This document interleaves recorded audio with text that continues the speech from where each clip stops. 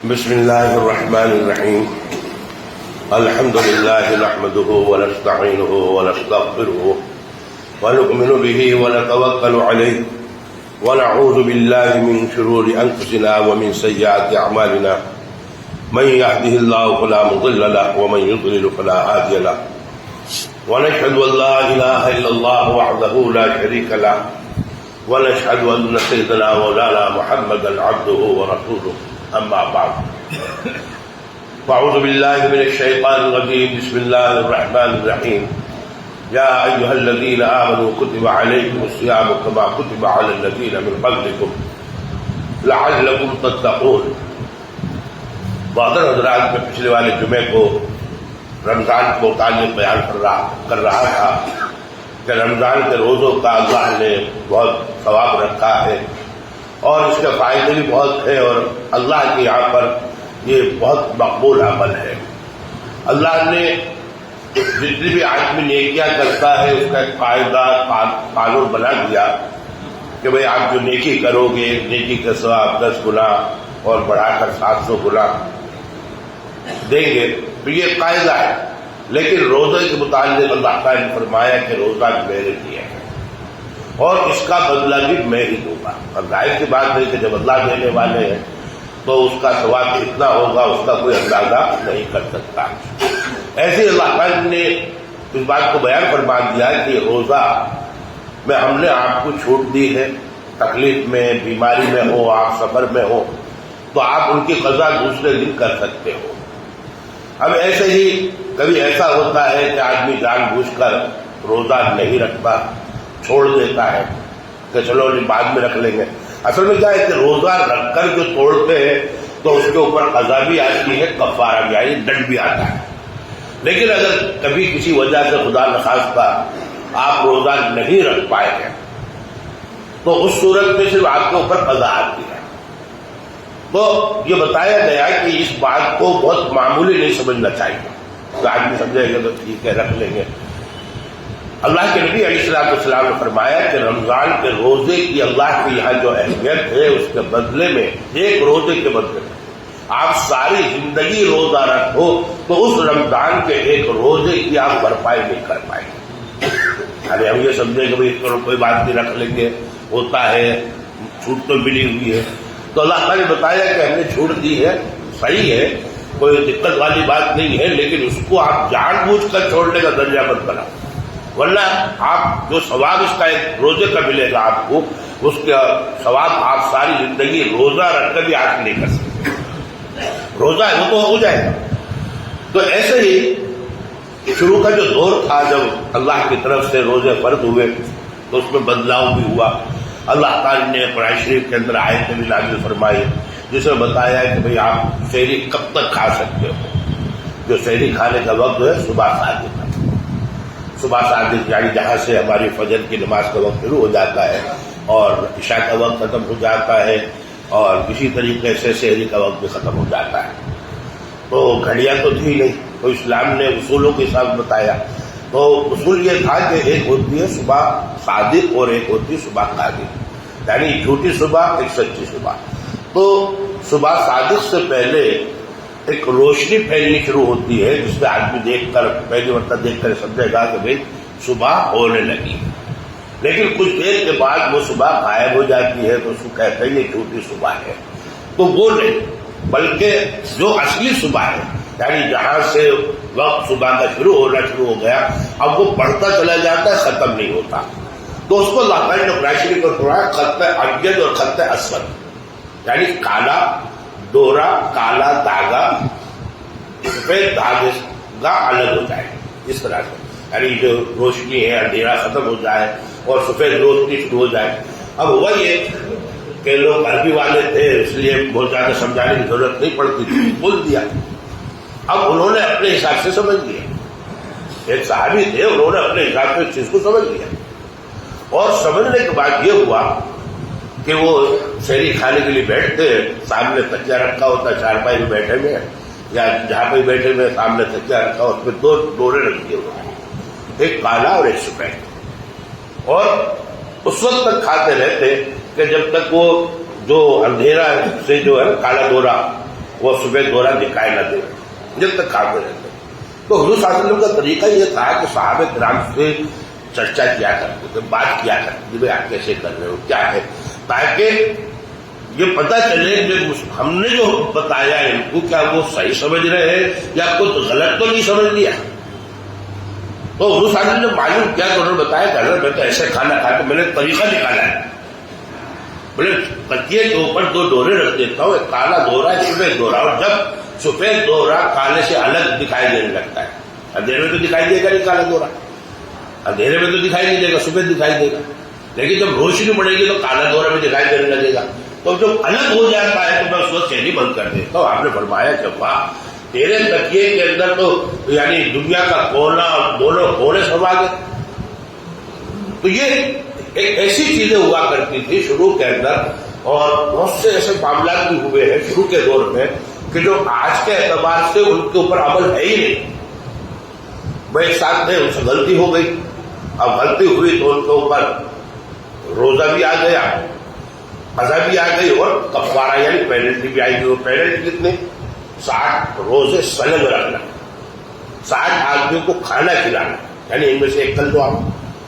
تو ان سے کہا, ان فاصلے پر آپ سے غلطی ہوئی ہے تو آپ 60 روزے سلم رکھیں گے, اس کے بعد 1 روزہ آپ کو رکھنا یعنی ایکسپرٹ رکھنا ہے. کہنے لگے حضرت 3 روزوں سے نہیں نمٹ پایا, ان میں غلطی ہو گئی ہے, اور آپ کہہ رہے 60 روزے رکھنا, کیسے رکھوں گا. بولے ٹھیک ہے, تو آپ کھانا کھلا دو 60 آدمیوں کو. تو حضور بولے میرے تو کھانے کو لانا پڑے گا, میں کہاں سے کھانا کھلا دوں گا, میرے تو خود ٹھکانا نہیں ہے, تو میں دوسروں کو کیسے کھلا سکتا ہوں. حضور سال کو فرمایا بیٹھو. کچھ دیر کے بعد میں 2 ایسے چھبڑے بھر کر کھجور آئے. حضور صلی اللہ علیہ وسلم نے فرمایا کہ یہ لے لو, یعنی جس کو ہم تبلیغ کہتے ہیں نا, بھائی کوئی غریب آدمی ہے وہ آئے اس کو دے دو, مالک بن گئے, اب آپ اس کو دوسروں کو کھلا دو. زکات کے اندر طریقہ کیا ہوتا ہے, زکات کے اندر طریقہ یہ ہوتا ہے کہ بھئی مالک بنانا ہوتا ہے. آپ نے مجھے دی, میں اس کا مالک بن گیا, اب مجھے اختیار ہے, میں اس کو جو چاہے کر سکتا ہوں, یہ طریقہ ہوتا ہے. اب اس میں جیسے مدرسے والے ہوتے ہیں, اب ہمارا جو طریقہ ہے کہ ہم بہت ساری چیزیں, جیسے کسی کے پگار میں زکات نہیں دی جا سکتی, اسی طریقے سے بلڈنگ بنانی ہے, یہ کرنا وہ کرنا, اس کے اندر زکات کا استعمال نہیں ہو سکتا.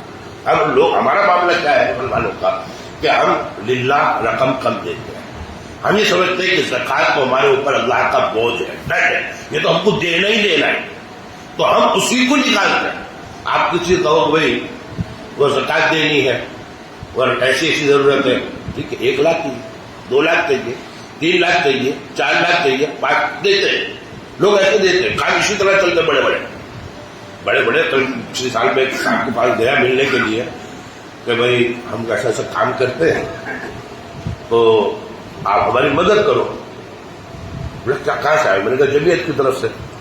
بولے جمعیت والوں کو تو ہم نے وہ کام کرتے ہیں 5 لاکھ روپے دے دیے.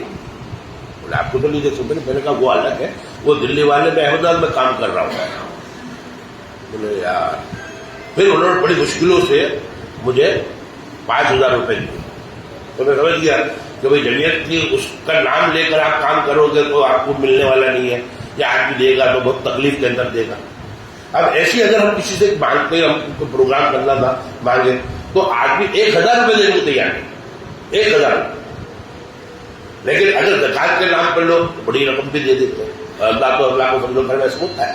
تو اب مدرسے والوں کے پاس جو آپ اماؤنٹ دے گے تو ان کے ظاہر سی بات ہے جو پگاریں دینی, یعنی 20 لاکھ ان کا خرچہ ہے, اگر 10 لاکھ آدمی کا حساب ہے تو ظاہر سی بات ہے ان کا بہت لمبا خرچہ, یعنی 10 سے 15 لاکھ روپے تو پگار میں جائے گا. اب اتنا تو آتا ہی نہیں. اب آنا کم ہے تو زکات میں آتے, تو زکات کی وہ تبلیغ کراتے, اس عمل کو تبلیغ کہتے ہیں. یعنی کسی غریب آدمی کو جس پر بھروسہ پاتا, ہر آدمی سے نہیں کرا سکتے, کیونکہ اس کو قانون یہی ہے کہ بھئی آپ نے جس کو پیسہ دیا وہ اس کا مالک ہو گیا. اب مثال ایسی سمجھ لو کہ آپ نے مجھے پیسہ دیا کہ بھئی آپ لے لو, آپ اس کے مالک ہو. میں نے کہا ٹھیک ہے, رکھ لیجیے. اب بولے یار وہ تو میں مدرسے کے پیسے بھائی, تو نے دے دیے نا, میں مالک ہو گیا, اب میں نہیں دیتا تیرے کو, تو کیا کرے گا, کچھ نہیں کر سکتا. تو وہ مدرسے والے جو ہوتے ہیں وہ سمجھتے ہیں کہ بھائی ایسے آدمی کو ہمارے نہیں دینے کا پیسے جو ہم کو لوٹ کے پیسہ نہ دے. تو ایسا ان کے ٹچ کے اندر بہت غریب آدمی ہوتا ہے اور اس کو پتا چل ہوتا ہے کہ مدرسے والا ہے, تو اس کو کہتے ہیں بھائی ہمارے پاس 10 لاکھ روپے پڑے آپ کو دے رہے ہیں, آپ لے لو, آپ بات کرو. تو کیا کرتا ہے, وہ لیتا ہے 10 لاکھ روپے اور اس کی جو ضرورت ہوتی ہے 5,000 10,000 وہ اس میں نکال لیتا ہے. بولے بھائی میرے لیے کافی ہے, باقی آپ مدرسے کاموں کے اندر خرچ کر دو. اس کو تبلیغ کہتے ہیں. اب حضور صلی اللہ علیہ وسلم نے اس کو آیا تھا, وہ غریب آدمی کا ضرورت مند آدمی کا, یہ تو لے جائے. اب آپ نے کہا کہ تو اس کا مالک بن گیا, اب تیرے اوپر جو پینلٹی آئی وہ تو ادا کر دے. اب تو اس سے 60 آدمی کو کھانا کھلا دے. تو کہنے لگا حضرت میرے تو کھانے کے خود لانے پڑے گا, میں دوسروں کو کھا کر کھلاؤں, میں دوسروں کو کیسے کھلاؤں. تو یہ ایک ایسی چیز تھی کہ آج کے دور کے اندر اس کو الاؤ نہیں کیا جا سکتا, لیکن وہ حضور صلی اللہ علیہ وسلم تھے اور اللہ سے ڈائریکٹ آرڈر ملتے تھے, اور مالک کو اختیار ہے, وہ جو چاہے فیصلے لے سکتا ہے. اللہ کو اختیار ہے, اللہ کو اختیار ہے. اللہ نے وہاں پر حضور صلی اللہ علیہ وسلم نے کہا کہ اس کے لیے چھوٹ ہے, یہ خود کھا لے گا اور اس کی پینلٹی اس کھانے میں اتر جائے گی. لیکن آج کے دور کے اندر ہم یہ چاہیں کہ یہ چیز ہمارے ساتھ چل جائے, یہ نہیں ہو سکتی. دوسروں کو کھلانا تو غریب کو کھلانا, غریب کو ہی کھلانا ہے. تو یہ واقعی کے طور پر میں نے بتایا کہ حضور صلی اللہ علیہ وسلم کی زندگی اور صحابہ کی زندگی کے اندر جو بہت سارے واقعات آتے ہیں ان کو ہمیں دیکھنا اور سمجھنا چاہیے کہ اللہ تعالیٰ نے کیسی کیسی وسعتیں, کیسی کیسی گنجائشیں, کیسی کیسی رحمت کا معاملہ اللہ نے ہمارے ساتھ کیا ہے. ایسے ہی بہت ساری غلط فہمیاں ہمارے سماج کے اندر پھیلی ہوئی ہیں. روزے کے اندر ہم کیا کر سکتے ہیں, کیا نہیں کر سکتے, بہت سارے سوال ہوتے ہیں.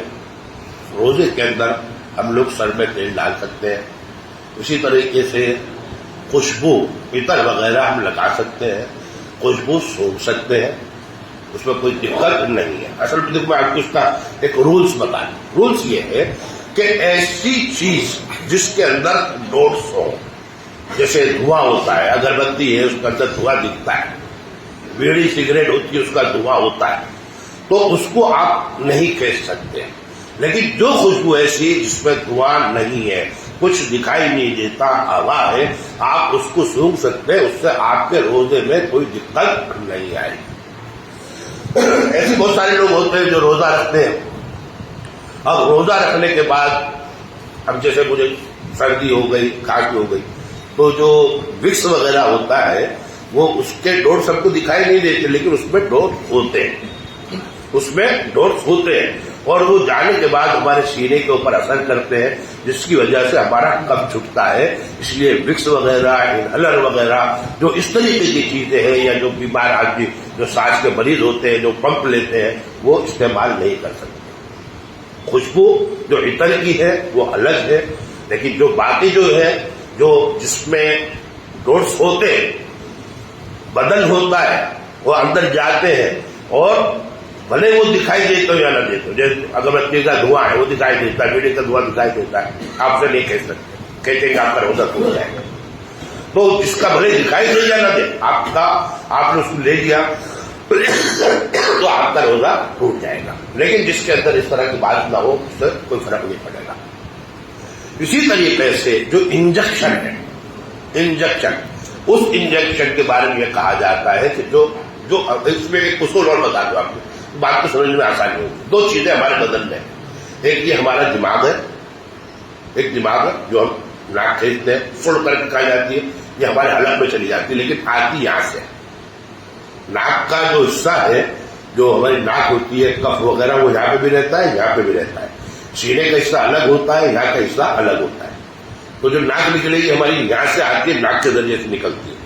تو وہ جو چیز ہے یہ یہاں پر, اور یہ ہمارے کوٹھے میں. کوئی بھی چیز اگر ہماری پہنچتی ہے اس سے ہمارا روزہ ٹوٹ جائے گا. اسی طرح تو ایسے جو ہم انجیکشن لیتے ہیں جس کا تعلق ہمارے پیٹ سے ہو یا ہمارے دماغ سے ہو, وہ انجیکشن ہم نہیں لے سکتے. لیکن جو ہمارے باڈی میں انجیکشن دیا جاتا ہے اس کو دینے کے اندر لینے میں ہمیں کوئی حرج نہیں, اس سے ہمارے روزے میں فرق نہیں پڑتا. میں نے وجہ بتا دیا آپ کو کہ پیٹ میں یا یہاں نہیں جانا چاہیے. ان دونوں جگہ میں کوئی بھی چیز جائے گی تو روزہ ٹوٹ جائے گا. اب اس کے حساب سے آپ سمجھ سکتے ہیں جو ہم آنکھ میں دوا ڈالتے ہیں, آنکھ کے اندر ڈراپ ڈالیں, دوا ڈالیں, سرما ڈالیں, جو بھی آپ ڈالیں گے اس ڈالنے سے آپ کا روزہ نہیں ٹوٹے گا. وجہ اس کی کیا ہے کہ اس کا تعلق ڈائریکٹ دماغ سے نہیں ہے. یہ ہوتا ہے کہ جیسے وہ کوئی بہت تیز چیز ہم استعمال کرتے ہیں, اس کا اثر آپ کو حلق میں محسوس ہوگا دوا کا, انجیکشن کا, کہ اس کی کڑواہٹ آپ محسوس کریں گے, لیکن اندر نہیں جاتا, اندر نہیں جاتا, اس لیے اجازت ہے. لیکن کان کے اندر آپ اگر دوا ڈالتے ہیں کان میں, وہ ہمارے دماغ میں جاتی ہے, اس کا باقاعدہ ڈائریکٹ اندر لنک ہے. اور پہلے جو ہے جو حکیم وغیرہ ہوا کرتے تھے وہ جس کا دماغ خالی ہو جایا کرتا تھا اس کو انڈا وغیرہ چڑھایا کرتے تھے اور وہ اس کو اندر کھینچ لیا کرتا تھا. پہلے وہ حکیموں کی کچھ اپنی پروسیجر تھی, ان کا طریقہ تھا, وہ جانتے تھے آج اپنے کریں گے تو اپنے سب گندے ہو جائیں گے, اندر نہیں چڑھے گا.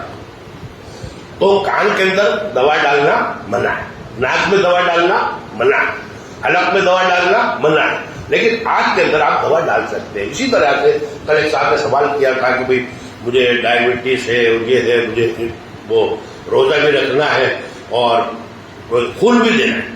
تو خون دینے میں کوئی دقت نہیں, خون دینے میں کوئی دقت نہیں, لینے میں دقت ہو سکتی ہے, لینے میں دقت ہو سکتی ہے, اپنے بدن سے خون نکالنا اس میں کوئی دقت نہیں ہے.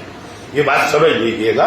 اور اسی طریقے سے جو وامٹ ہوتی ہے عام طریقے سے لوگ رات کو بہت تگڑا کر کے کھا لیتے ہیں اور تیکھا کھاتے ہیں, یہ ٹھیکا ویکا کھائے, کم تیکھا کھائے تو اس سے کچھ آپ کو نہیں ہونے گا. ایسیڈیٹی زیادہ تیکھے سے ہوتی ہے. اب وہ زیادہ تیکھا آپ نے کھا لیا, اب سمجھ لیجیے فرق کیا ہے. فرق کیا ہے, ایک یہ جان بوجھ کر اپنا انگلی ڈال کر کے نکالے وہ, اور ایک یہ ہے کہ خود بخود اکایا آیا وامٹ ہو گئی. اب فرق یہ ہے کہ خود بخود ہوئی ہے, ہمارا کوئی اس میں دخل نہیں ہے, اور وہ تھوڑی نکلے, منہ بھر کے نکلے, پھر دو چیزیں, ایک یہ کہ تھوڑی سی نکلے, ایک یہ منہ بھر کے نکلے. یہ تو جو خود بخود آئی ہے ان دونوں صورتوں میں چاہے وہ تھوڑی نکلے زیادہ نکلے آپ کے روزے میں کوئی فرق نہیں پڑے گا. لیکن جان بوجھ کر آپ نے ہاں کرا اور کرنے کے بعد آپ کی وامٹ ہوئی, تھوڑی ہوگی روزہ نہیں ٹوٹے گا. لیکن پیٹ بھر کے نکلے گی, منہ بھر کے یا منہ بھر کا کر کے نکلی تو مطلب یہ کہ آپ کا روزہ چلا گیا. ٹھیک ہے. اب اسی طریقے سے اس میں ایک چیز اور ہے کہ آدمی کو یہاں پہ کف بھرا ہوا ہے, کف بھرا ہوا ہے, کف کی وامٹ جان بوجھ کر بھی منہ بھر کے ہو تو بھی آپ کا روزہ نہیں ٹوٹتا ہے. وہ اندر کوٹھے کا تعلق نہیں ہے, وہ یہ سینے کا تعلق ہے, سینے سے نکلتی وہاں پہ روزہ نہیں ٹوٹتا. اور اگر اس کے بعد کوئی آپ کو چیز الجھن ہوتی ہے تو آپ مجھ سے سوال کر سکتے ہیں, پوچھ سکتے ہیں. اب ایسے ہی آتا ہے تراویح کا نمبر. تراویح کے بارے میں اللہ کے نبی علیہ الصلوۃ والسلام نے حدیث شریف میں کئی جگہ تراویح رمضان کے بارے میں, وہ شب قدر کے بارے میں, رات کو قیام یعنی تراویح کے بارے میں بیان فرمایا ہے کہ اللہ نے, آپ نے فرمایا, آپ کی جو الفاظ وہ یہ ہے کہ اللہ نے رمضان کے روزے کو فرض کیا ہے اور رات کا قیام یعنی تراویح کو اللہ نے ثواب رکھا ہے, ثواب کا معاملہ رکھا ہے. اور اس کو پھر حضور صلی اللہ علیہ وسلم نے فرمایا کہ میں نے اس کو سنت کیا, یعنی آپ اس کی بہت تاکید کرتے تھے.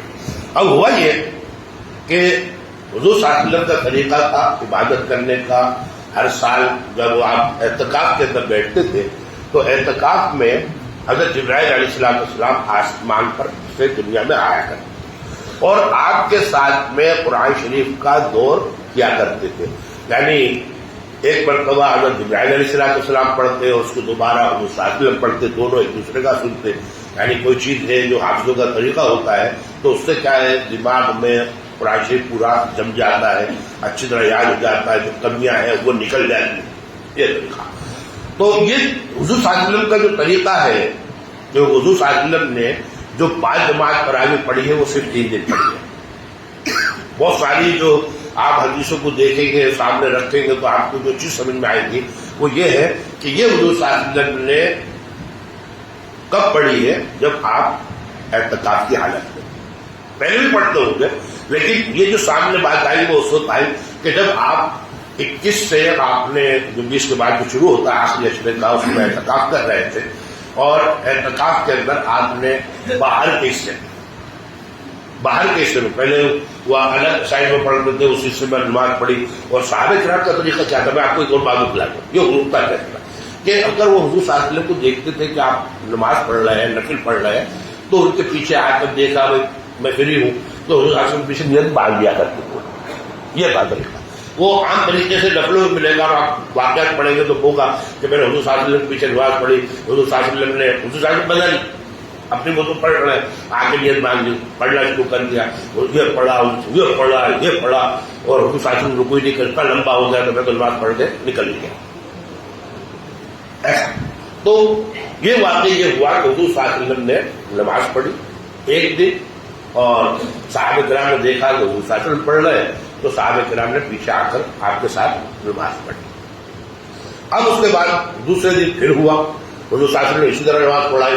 پھر اس کے بعد تیسرے دن پھر یہ ہوا، 3 دن نماز پڑھائی. اور لوگوں کو پتہ چلتا گیا کہ حضور صلی اللہ علیہ وسلم ایسے نماز پڑھا رہے ہیں. سمجھ لیجیے بات، پہلے پتہ نہیں تھا، وہاں پتہ ہوا، لوگ آگے جڑے تو کچھ جڑے، پھر دوسرے جڑے، کچھ یعنی بڑی جماعت ہوگی. اب اس کے بعد جب چوتھا دن آیا، صحابہ کرام ایسے ہی اکٹھے ہو گئے مسجد میں، اور حضور صلی اللہ علیہ وسلم اپنے حجرے میں یا تمبو میں جہاں کہیں تھے وہاں آئے. آپ یا عبادت میں مشغول ہیں، تو حضور صلی اللہ علیہ وسلم جب ادھر متوجہ نہیں ہوئے تو صحابہ کرام نے کنکار کر، کیونکہ صحابہ کرام حضور صلی اللہ علیہ وسلم کا بہت زیادہ ادب کرتے تھے. یہ بات سمجھ لیجیے، وہ حضور صلی اللہ علیہ وسلم کو ڈائریکٹ نہیں آئیں گے، کیوں نہیں؟ تو وہ کنکار کے آپ کو پتہ چل جائے، وہ نہیں پڑا تو کچھ کنکر یا وغیرہ آپ دیکھیے تاکہ حضور صلی اللہ علیہ وسلم متوجہ ہو جائے.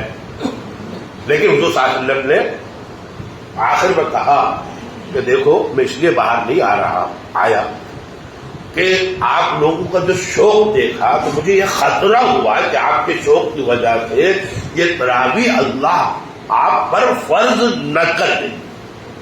آپ سمجھ رہے ہیں حضور صلی اللہ علیہ وسلم نے کیوں روک دی؟ جماعت کے ساتھ اس وقت نہیں پڑھ رہے، 3 دن پڑھی. پھر بعد میں کہ جب لوگ دیکھا اتنے شوق سے اکٹھے ہو رہے ہیں تو بولے بعد میں لوگ اس کو پابندی فرض ہوگا تو فرض میں تو نہیں پڑھو گے تو بعد پڑھنی ہے. فرض ہے، اگر آپ نے چھوڑ دیا تو دھلائی ہونی، اور جو نفلیں ہوتی ہیں جو سنتیں ہوتی ہیں اس میں کیا ہے کہ آپ قائم نہیں کرو گے، جو سنت موقع ہے قائم نہیں کرو گے تو دھلائی ہونی. ویسے دھلائی نہیں ہونی، کبھی چھوٹ گئی، لیکن فرض میں تو آپ کبھی چھوڑ ہی نہیں سکتے. تو اس لیے میں نے اس کو روک دیا اور آپ نے فرمایا کہ آپ اپنے طور پر اس کو پڑھا کریں. تو پھر صحابہ کرام اپنے اپنے طور پر مسجدوں کے اندر جہاں کہیں بھی خوب پڑھا کرتے تھے، یہاں تک کہ جب حضرت عمر رضی اللہ عنہ کا دور آیا، کیونکہ حضرت ابوبکر صدیق رضی اللہ عنہ کا دور جو 2.5 سال کا دور تھا اور بڑا ہنگامی دور تھا، یعنی چاروں طرف بغاوت تھی، ان کو ختم کرنا، ان کو نمٹنا، اتنے سارے معاملات حضرت ابوبکر صدیق رضی اللہ عنہ کے سامنے تھے کہ وہ اس طرح کی چیز کے اوپر دھیان نہیں دے پائے. آپ کو پورا علاقہ سنبھالنے کا تھا، فوجیں روانہ کرنی، آ رہے جا رہے. شروع کا دور تو بہت گھبراہٹ کا تھا، یعنی پورا مدینے کو چھوڑ کر چاروں طرف کا علاقہ ایک طرح سے کفرستان بن گیا تھا. لوگوں نے نبوت کے دعوے کر دیے تھے، لوگوں نے زکات نہ دینے کے دعوے کر دیے. اب اس طرح کا معاملہ تھا، ہر وقت صحابہ کرام کو ڈر رہتا تھا کہ کہیں حملہ نہ ہو جائے، کہیں حملہ نہ ہو جائے. تو اس طرح کا دور تھا، یہاں تک کہ وہ دور حضرت ابو صدیق رضی اللہ عنہ کے دور میں جو 2.5 سال کا دور تھا، آپ نے اسلام کو اور اسلامی حکومت کو ایک مضبوط بنیاد پر کھڑا کر دیا. اب اس کے بعد میں حضرت عمر رضی اللہ عنہ کا دور آیا. آپ کا دور بہت شاندار دور تھا. حضور صلی اللہ علیہ وسلم نے فرمایا کہ جب ہم نے ایک کنویں کے اوپر خواب دیکھا، ایک کنویں پہ کھڑے ہوئے ہیں، میں نے ڈول نکالا، پھر حضرت صدیق رضی اللہ عنہ ڈول نکالنے ان کے ڈول نکالنے میں کچھ کمزوری ہے، لیکن جب حضرت عمر آئے انہوں نے نکالا تو وہ بہت مضبوطی کے ساتھ پانی کھینچ رہے تھے. تو ان کے دور میں اسلامی حکومت بہت مضبوط انداز پر ہو گئی. تو آپ نے بہت ساری چیزوں کے اوپر توجہ دیا. آپ نے دیکھا کہ مسجد میں ہے بہت ساری جماعتیں ہو رہی ہیں، یعنی ایک گروپ ادھر پڑھ رہا ہے، ادھر پڑھ رہا ہے، ادھر پڑھ رہا ہے، ادھر پڑھ رہا ہے، ادھر پڑھ رہا ہے. تو یہ چیز اس وقت تو کچھ بھی نہیں تھا. وہاں پر آپ جائیں گے مکہ اور مدینہ کے اندر تو وہاں کے اندر آپ کو بہت عجیب انداز سے معاملہ ملے گا. یعنی ایک گھر میں 5 قسم کے لوگ رہتے ہیں. وہاں پر سعودی عرب میں ایک ایسا مزاج بن گیا، 5 قسم کے لوگ. بولے خان کون؟ بولے حنفی. دوسرا بھائی کون؟ بولے مالکی. دوسرا بھائی کون؟ حنبلی. چوتھا بھائی کون؟ شافعی. اور ان میں کوئی جھگڑا نہیں، ان میں کوئی جھگڑا نہیں ہے. ہمارے یہاں جھگڑے ہوتے ہیں، آپ سمجھ لیجیے، کوئی جھگڑا نہیں بڑی. اور آپ وہاں پہ یہ بھی دیکھیں گے کہ وہاں پر لوگ نماز پڑھنے کے لیے آتے ہیں، کوئی کسی انداز سے نماز پڑھ رہا ہے، کوئی ہاتھ باندھ کے پڑھ رہا ہے، کوئی کھڑا ہوا ہے، کوئی خراشی. ہمارے یہاں کے یہ بھائی سیدھا پڑھنا ہے، یہ کیا کرتا ہے؟ وہاں تو کوئی دیکھتا ہی نہیں. بولے یہ مسجد میں آئے اللہ کے گھر میں، اس طرح کا ایک مثال ہے. تو وہاں پہ یہ چیز نہیں تھی، لیکن حضرت عمر رضی اللہ عنہ نے محسوس کیا کل کو یہی چیز ایک فتنے کا سبب بن سکتی ہے. اور جب حضور صلی اللہ علیہ وسلم تھے تو اس وقت ایک مسئلہ یہ تھا کہ آپ کو یہ خطرہ تھا کہ اگر میں ہم جماعت کے ساتھ پڑھتے ہیں اس کو تو کہیں اللہ تعالیٰ مسلمانوں کے شوق کو دیکھ کر اس کو فرض فرما دے اور بعد میں ان لوگوں پر بھاری ہو جائے اور یہ اس پر عمل نہ کر سکے تو اللہ کے یہاں پر یہ گنہگار ہو گئے. اب وہ مسئلے جو تھی وہ پوری ہو گئی. اب حضور صاحب پہلی کہ جس کی وجہ سے وہی اترے گی، ہمارے اوپر تو اترنے والی نہیں، وہ حضور پر اترتی تھی. تو اب فرضیت کا تو مسئلہ ہے نہیں. تو آپ نے اس وقت تمام لوگوں کو جتنے نماز پڑھ رہے ہیں سب کو کہا بھائی ادھر آ جاؤ، جماعت بناؤ. اور اس وقت جو سب سے اچھے قاری حضرت خطاب تھے ان کو کہا کہ بھائی آپ ان سب کو نماز پڑھاؤ. اور ان لوگوں نے 20 رکعت نماز پڑھی. اصل میں ایک چیز یہ مسئلہ جو اور ہے کہ بھائی 8 ہے کہ کتنی ہے، اس کو بھی وجہ میں بتا دوں. جب میں نے واقعی بتایا کہ حضور صلی اللہ علیہ وسلم نے صرف 3 دن پڑھی اور 3 دن میں ہوا یہ کہ تمام لوگ اسٹارٹنگ سے شامل نہیں ہوئے. جیسے جیسے لوگوں کو پتا چلتا گیا لوگ مسجد کے اندر آتے گئے. تو ان کا طریقہ یہ تھا کہ انہوں نے جو دیکھا جو کیا وہ بیان کرتے تھے کہ میں نے حضور صلی اللہ علیہ وسلم کے ساتھ گیا، میں نے حضور کے ساتھ 8 رکعت پڑھی. اور وہ چھیلے آیا تھا تو 8 ہی پڑھتا، وہ چھیلے آیا تھا تو 8 ہی پڑھتا، وہ اپنی بات بتاتا ہے. پھر دوسرا آدمی آیا، اس کو پوچھا کہ تو نے کیا ہوا؟ بولے میں نے 14 پڑھی. جو اسٹارٹنگ سے بالکل آیا تھا وہ کہتا میں نے 20 پڑھی. تو یہ ہوتا ہے وہ چیز. اب اس پہ اب ظاہر سی بات ہے، کو غلط تو بول ہی نہیں رہا، وہ کوئی غلط نہیں ہے. اور جو لوگ اس کو پکڑ کر کر رہے ہیں عمل 8 کر رہے ہیں، وہ بھی اسی دعوے کے اوپر کر رہے ہیں کہ ہم تو حضور صلی اللہ علیہ وسلم کی سنت ہے وہ خیال بیان کر رہے ہیں، ہم عمل کر رہے ہیں. جو 20 والا ہے وہ بھی اسی انداز سے بول رہا ہے. تو بزرگوں نے جو سمجھدار لوگ تھے، کیونکہ ہر بزرگ کا ایک اپنا طریقہ رہا ہے. کچھ نے یہ کہا کہ ہم اس میں اپنی عقل کو دخل نہیں دیں گے، جیسا ملا اس پر عمل کر لیں گے. لیکن کچھ نے کہا، بہت سارے صحابہ کرام جیسے تھے حضرت عمر، حضرت علی وغیرہ، بولے ایسا نہیں ہوتا بھائی، بولے سب دیکھنا پڑے گا. بہت حضور صلی اللہ علیہ وسلم کی زندگی کا جو ادوار ہے، دور ہے، وہ الگ الگ رہے. شروع کے اندر صرف 2 رکعت کی نماز فرض تھی. پھر جب معراج کے گئے تھے تو گئے اللہ تعالیٰ نے 5 وقت کی نماز فرض کی.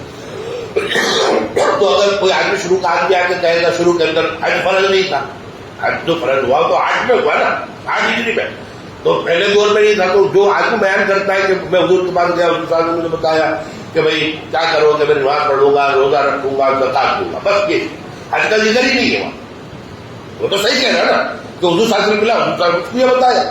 لیکن جب بعد کا دور میں لائیں گے تو وہ حج بھی آئے گا اس میں. وہ اس کو یہ کہا حضور صلی اللہ علیہ وسلم کہ جان تو یہ کرتا رہے گا تو جنت میں جائے گا. تو بزرگوں نے سب چیزوں کو ملانے کے بعد جو بہتر، سب سے بہتر آپشن تھا اس کو اختیار کیا. اور اسی وجہ سے آج بھی اگر آپ جائیں گے حرم کے اندر، یعنی خانہ کعبہ کا جو حرم ہے وہ مسجد ہے، وہاں پہ 20 رکعت ہوتی ہے. اس کے علاوہ دوسرے ایریوں کے اندر جائیں گے، دوسری مسجدوں میں جائیں گے، وہاں کو آپ 8 پڑھنے والے مل جائیں گے، 14 پڑھنے والے مل جائیں گے، یہاں تک کہ 34 رکعتیں پڑھنے والے ملیں گے. امام مالک رحمۃ اللہ علیہ کے